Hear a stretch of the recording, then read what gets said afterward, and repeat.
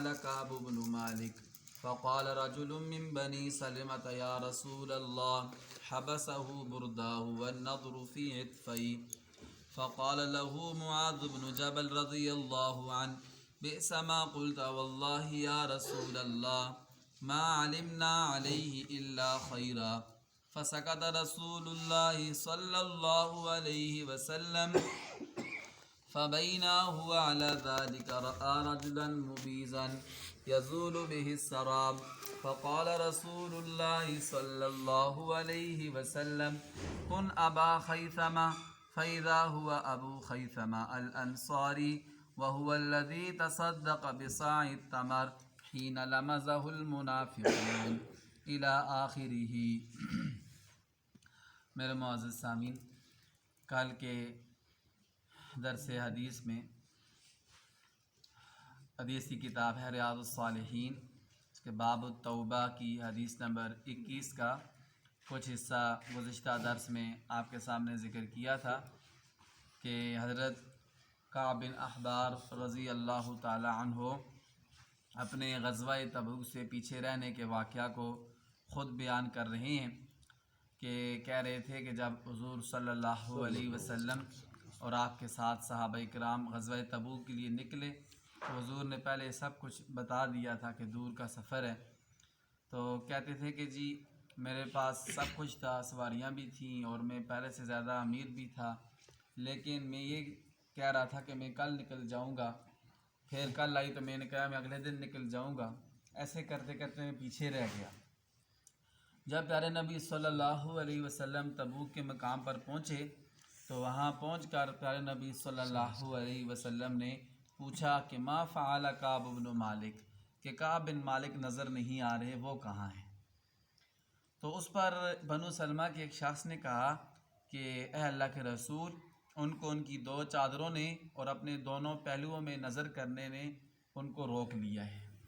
تو معاذ بن جبل رضی اللہ تعالیٰ عنہ فوراً بولے، کہا کہ اے شخص بے سما قلتا، تو نے جو کہا برا کہا، ایسی بات نہیں ہے۔ حضرت کعب بن مالک تو کہنے لگے معاذ بن جبل کہ واللہ یا رسول اللہ ما علمنا علیہ الا خیرا، ہم تو کعب بن مالک کے بارے میں خیر ہی خیر جانتے ہیں، ہم یہ سمجھتے ہیں کہ وہ بہت اچھے آدمی ہیں۔ اللہ کے نبی صلی اللہ علیہ وسلم خاموش ہو گئے۔ اچانک ایک شخص نے دور سے آتا دکھائی دیا، سفید پوش شخص تھا اور ریگستان میں سے آ رہا تھا۔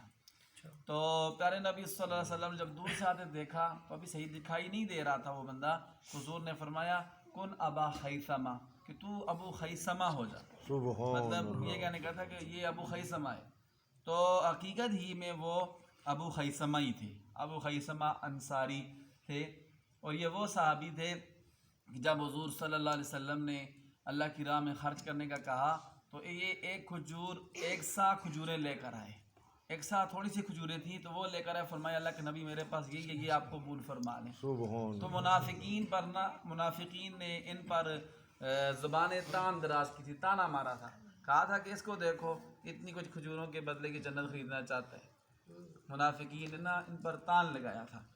تو پھر ایسا ہوا کہ کعب بن مالک رضی اللہ تعالیٰ عنہ کہتے ہیں کہ حضور صلی اللہ علیہ وسلم جب واپس تشریف لے آئے تو جب واپس مجھے آنے کی خبر ملی تو میرے دل میں طرح طرح کے خیالات آ رہے تھے کہ میں حضور کیا بات ذکر کروں، کیا عذر پیش کروں۔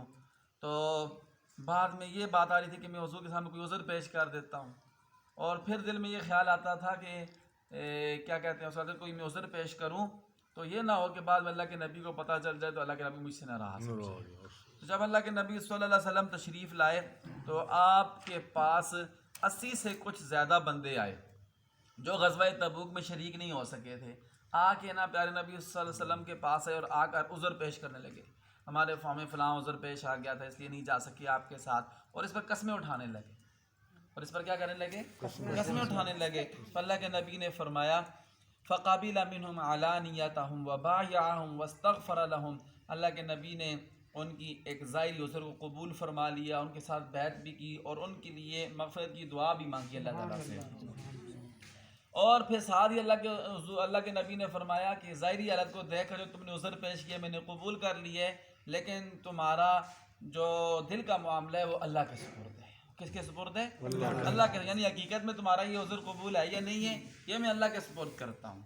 یہ کہا. پھر کعب بن مالک کہتے ہیں میں حضور کے پاس آیا تو حضور مسکرائے تھے ضرور مجھے دیکھ کر، لیکن حضور ناراض لگ رہے تھے. حضور کیا لگ رہے تھے؟ ناراض. مسکرائے مجھے دیکھ کر لیکن حضور کی چہرے سے ناراضگی کے آثار ظاہر ہو رہے تھے. تو مجھے حضور نے پوچھا کہ اے کعب ما خلفک، تجھے کس چیز نے پیچھے چھوڑ دیا تھا، تو کیوں پیچھے رہ گیا تھا؟ تو کیا تیرے پاس سواری نہیں تھی اس لیے پیچھے رہ گیا تھا؟ تو کعب بن مالک کہنے لگے اے اللہ کے نبی، اگر آپ کی جگہ کوئی اور دنیا دار ہوتا نا تو میں اس کے آگے کوئی نہ کوئی بہانہ کر لیتا، کوئی نہ کوئی بہانہ کر لیتا. اور بہانے کرنے کا طریقہ بھی مجھے اچھی طرح آتا ہے. بہت اللہ نے مجھے بہت اچھا ملکہ عطا کیا ہوا ہے کہ میں آپ کوئی عذر پیش کروں. مجھے اللہ نے یہ ملکہ عطا کیا ہوا ہے. لیکن آپ تو وقتی طور پر خوش ہو جائیں گے اگر میں آپ کے سامنے کوئی جھوٹا عذر پیش کر دوں، لیکن جب اللہ تعالیٰ آپ کو بتائیں گے تو پھر آپ نے مجھ سے ناراض ہو جانا ہے. تو اس لیے میں آپ سے جھوٹ نہیں بولتا ہوں. میں یہ سچ کہتا ہوں کہ میرا کوئی عذر نہیں تھا. میرے پاس سواریاں بھی تھیں، میں پہلے سے زیادہ مالدار تھا. صرف ایسا ہوا تھا کہ میں آج کل کرتے کرتے رہ گیا تھا. سچی بات اللہ کے نبی کے سامنے ذکر کی. تو جب یہ سچی بات ذکر کی تو اللہ کے نبی نے فرمایا، حضور صلی اللہ علیہ وسلم نے فرمایا کہ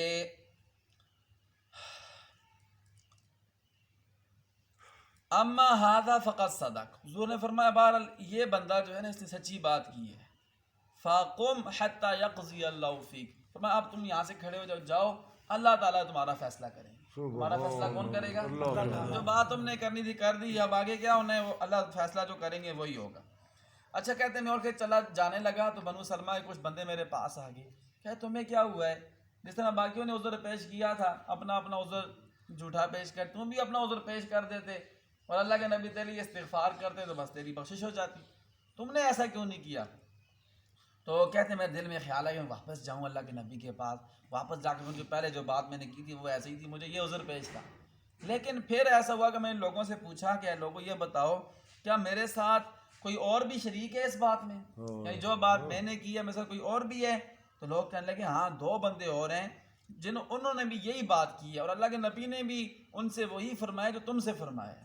پوچھا وہ کون سے 2 لوگ ہیں؟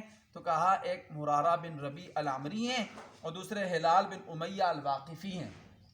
تو کہتے ہیں کہ جب میں نے سنا یہ 2 بندے اور بھی ہیں انہوں نے میری جیسی بات کی ہے اور یہ دونوں کے دونوں وہ بندے ہیں جو غزوہ بدر میں بھی شریک ہوئے ہیں، تو میرے دل کو تسلی ہوگی اللہ کے نیک بندے ہیں غزوہ بدر میں شریک ہوئے ہیں، تو میرے دل کو تسلی ہوگی چلو میرے ساتھ یہ بھی ہیں، یہ میرے لیے نمونہ ہوں گے. تو ایسا ہوا کہتے ہیں فَمَضَيْتُ حِينَ ذَكَرُوهُمَا لِي. تو میں پھر چلا گیا. میں کیا ہو گیا؟ چلا گیا جب مجھے پتہ چلا کہ 2 بندے میرے ساتھ اور بھی ہیں.